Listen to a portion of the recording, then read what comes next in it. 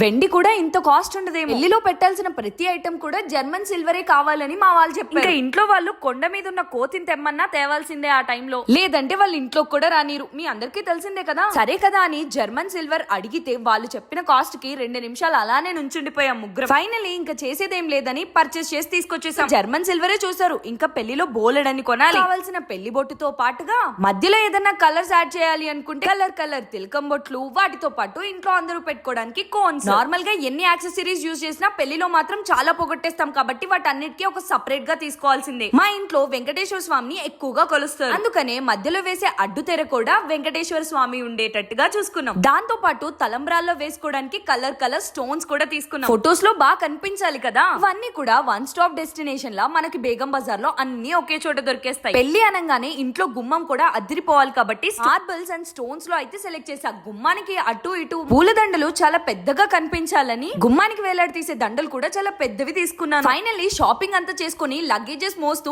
అలా నడుచుకుంటూ ముగ్గురం కలిసి బయలుదేరిపోయాం ఇంటికి. ఇంకా పెళ్లికి సంబంధించిన బోలెడన్ని అప్డేట్స్ వస్తున్నాయి, నెక్స్ట్ వీడియోలో షేర్ చేస్తాను.